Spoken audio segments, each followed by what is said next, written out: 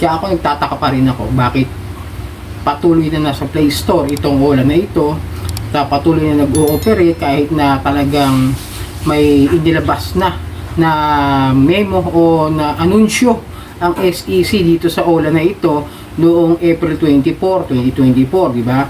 Itong Copperstone Lending Company na ito, itong Mocha, patuloy pa rin sa pag-ooperate at hindi ko alam kung ano ba talaga ang status nito dahil hindi naman sila nawawala doon sa mga listahan ng mga registered online lending. Pero ang huli talaga nilang post o anunsyo ng SEC is revoke nga itong Copperstone Lending.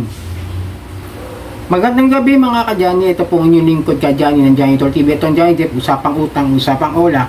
So bago ang lahat, inaanyayahan ko po kayo na sana po isuportahan po ninyo ang aking mga channels, itong YouTube, Facebook page at yung aking TikTok account. At pasensya na kayo, suspendido yung aking message po, aking message sa TikTok. May nagme-message kasi sa akin mga Ola na nag-aalok ng Ola, ng loan. Tapos ako yung suspendido, kaya ako nagtaka. Hindi ko pa alam kung paano mag-appeal sa TikTok, no? Pero pakilike na po, share, hit nyo na yung notification bell para updated po kayo sa mga videos na ginagawa natin. So ito yung sasagutin natin, yung medyo may share sa atin ang experience niya at gusto niyang magtanong nga dito about dito kung ano pwedeng gawin o kung ano man yung totoo ba yung nangyayari sa Mocha sa Copperstone Lending, no? Ito sabi niya, nag-email sa akin ng Mocha. Ang sabi sa akin na ayos na daw sa SEC ang license nila na hindi na daw revoke. Totoo po ba? Halatado din na yung email na gamit is personal use, hindi talaga company use. Sana may makapansin ng comment ko. Hahaha, ipapabarangay daw kasi ako. Di ba? Doon pa lang sa pag-i-email nila na ginagamit lagi is yung parang katulad sa akin na ginagamit ako personal na email ko, di ba? Kunwari janitortv@gmail.com at hindi pangalan nung website domain nung isang kumpanya o ng isang korporasyon. Yun yung sinasabi ko sa'yo. Hindi katulad sa BillIs, di ba? Meron talaga silang customer service na kung saan doon ka i-email niya ng Ola na yan kung legit ba talaga yung company na yan. Hindi yung gagamit ka ng personal na email tapos isi-send mo, doon ka sasagot. Di ba sana kung talagang yun ang ginagamit ng buong kumpanya o buong Ola Corporation, no?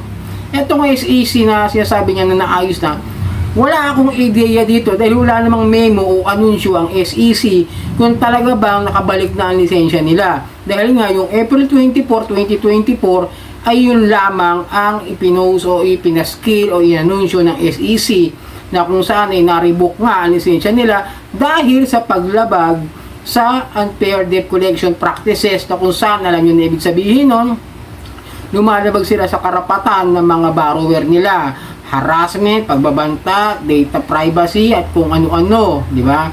Tapos meron pa yung sa Truth in Lending Act, yung sa kung saan hindi nila binibigay yung katotohanan o yung talagang impormasyon na kailangang ibigay doon sa mga borrower kung magkano ba talaga yung makukuha nila, kung ilang araw ba talaga yung due, yung tenor date na ginasabi nila, yung grace period, kung ilang months ba talaga babayaran. Yan ang problema.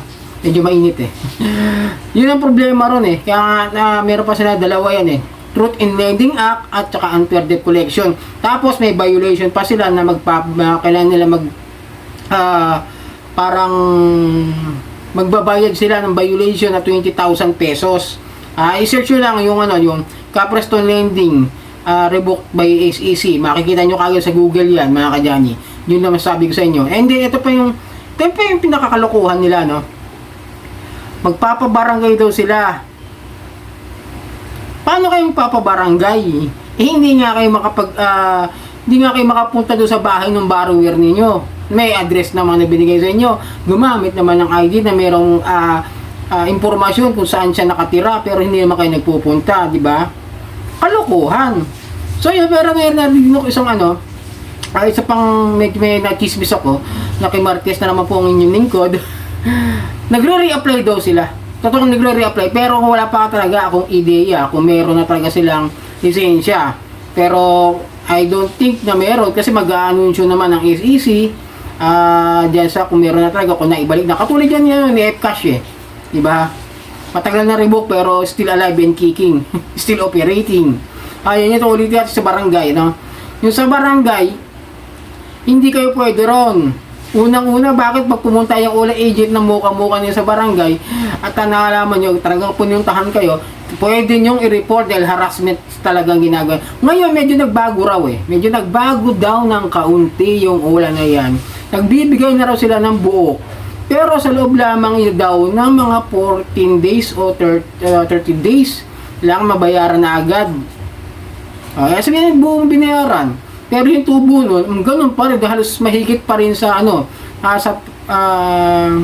parang higit pa, parang hindi katulad ng bill is na nasa 6% ang isang buwan. Yun ang ko, pero siya kasi 15%. Sabihin natin 15% na nga, sinusunod na nga nila yung isang buwan. Pero, may overcharge pa rin yata sila na ginagawa sa pagka nag-overdue ka. Nagkakaroon ng penalties everyday. Yun. Pero yung pag yan nagpunta sa barangay ninyo tatawanan ako, matatawanan na ako pag pumunta sa barangay yan ninyo. Bakit? Bakit kanyo? Maraming kaso yan sa PNP. Ebidensya, andun ako mismo. Sinasampahan ng kaso yung yung mukha-mukha na yan. Mapapanood nyo sa channel ng UNTV na yung sumbong mo action agad. Search nyo lang yung last year na kung saan kasama ko sa mass filing ng mga OLA victim last year. Doon, binanggit po talaga yung pangalan ng OLA na yan na kung saan isa sa mga pinakamalala ng mga OLA, kinilala na nanghaharas, sabi nga nila. At kasi nga, sa dami ng complaint, kaya siguro na-revoke sila. Diba? Yan ang sinasabi din. Once na maraming complaint kasi talaga, totoo lang So, ibabalik ko na naman kayo sa ganun. Sa pagka maraming complaint ng isang OLA, lalo na kung pinapasa ninyo lagi sa SEC yan, yung complaint na yan, laging magiging target yan na i-revoke yung lisensya. Magkakaroon yan ng mga cease and desist order muna, tapos bibigyan sila ng parang mga warning, like sa UPESO, merong cease and desist order na permanent, yan. Tapos yan, susunod yan, maaari na nga, ma-revoke yung lisensya, at magkaroon sila ng problema diyan sa pag-ooperate. Kasi bakit ko nasabi na hindi pa talaga sila nakakabalik yung Copperstone lending yan? Wala sa Play Store yung mga kapatid di ba? Yung kapatid ni Muka sila Quickla, Peso Bupay, Peso Pores, Poco Cash, pa ba? Basta meron pang isa, nakalimutan ko yung isa, no? Basta ilan sila magkakapatid diyan na hindi mo makikita sa Play Store. Pero nakikita sa App Store, sabi ng iba yan sa iOS. Sa mga iPhone, doon sa App Store, may nakapagsabi sa akin, doon sila nakikita. Kaya nagugulat ako, paano nakakapag-apply itong mga taong ito, gayong hindi ko nakikita sa Play Store, o maaari ring nagsesend sila ng mga link sa mga text messages, o sa mga email, kung saan naalukin kayo ng mangutang sa kanila. Diba? Ganun ang ginagawa ng iba Kaya kahit anong hanap ko sa Play Store, hindi ko makita. Hinanap ko sa App Market itong isa kong phone, itong iTel. Hindi ko rin makita. Siguro nga dahil nagpapasa lang sila ng mga link kung saan yung mga may contacts din na maaari nakuha nila sa mga ibang borrower, po-forward lang nila ng mga number, ng mga links nila kung saan pwede sila makautang. So, ba? Nagsasabi, yung barangay na yan, kapag mga ganitong klase ng OLA, huwag kayo maniniwala dyan, hindi ka pumupunta sa bahay ninyo kahit alam nila yung address, kahit ibigay kayo ng tamang address ninyo sa ID ninyo, di ba? Tapos sasabihin, papabarangay pa kayo. Hindi nga naghaharap sa home visitation yan. Okay pa siguro si Digit, legit pa nagpupunta talaga yon. Unlike tong si Muka-Muka, si OLP medyo minsan nagpupunta, pero hindi mismo si OLP, ulitin ko third party collection nila nagpupunta dyan, kasi Peso Ready. Kung saan nila binenta yung account natin, yung loan account nyo, yun ang pupunta yung third party collection. Pero si Digido, as in talagang OLA agent ng Digido ang pupunta dyan, may dalang papel. At ito si Muka-Muka, yung mga kapatid niya, sila Peso Bube, sila Quickla, wala. Hindi yan pupunta sa mga bahay-bahay. Wala yan, never yan pupunta. Kasi alam nila marami silang nakasampang kaso dahil minsan tambak na yung kaso nila pero patuloy pa rin sa ginagawa. Yun lang, medyo talagang matigas siguro ulo. Kaya susubukan, parang ganito yan. Itong ginagawa kasi ng Muka-Muka, parang ginagawa rin nung dati na na-raid na Value Loan, Lemon Loan, Wow Pera, at saka yung Zip Peso. Kumbaga, nag-a-apply pa lang sila, nag-ooperate na. 'Di ba yung sa Golden Coin Lending, yun nga yung sa App Store sila na anuhan, kaya iba na yung pangalan, tapos iba-iba na yung mga pangalan nila pag tinignan nyo sa Play Store. Ngayon siguro si Mocha sumusubok nga ito mag-apply ulit. Maaari yan.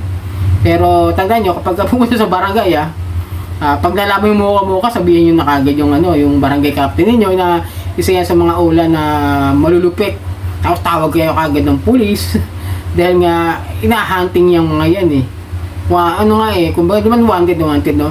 Kailangan lang nila magpaliwanag kung saan talaga yung opisina. Kasi yung opisina yun, malamang peke rin yan. Hindi ko pero maaaring peke kasi kasabi sa amin sa PNP, yung ginagamit nila mga address dyan sa mga ulan nila, yung mga info na binibigay nila, is karamihan dyan is hindi talaga legit na mga address nila. Kaya nga nahihirapan pa minsan-minsan yung mga ahente ng NBI o yung mga kapulisan para ma-read yung mga yan. Kaya kinakailangan din nila yung SIM card natin para doon sila matrace, no? So ayun mga kadyani, sana nabigyan linaw ko ng kaunti itong tungkol sa Mocha na naman. Talaga mainit talaga siya, no? Talagang biruin mo, revoke na yung license. Gumagamit pa ng personal na email para maningil. Tapos pupunta sa barangay, hindi man nagpupunta sa bahay, hindi man nakikipag-settlement, di ba? So yun mga kanya, sana nabigyan ko yung nalinaw dito tungkol sa issue ng isang Copperstone Lending Company na may issue talaga na revoke. Ay sana nagkaintindihan, sana naliwanagan. Ito po ang inyong lingkod, Johnny ng Janitor TV. Ito ang Johnny Tep, usapang utang, usapang wala.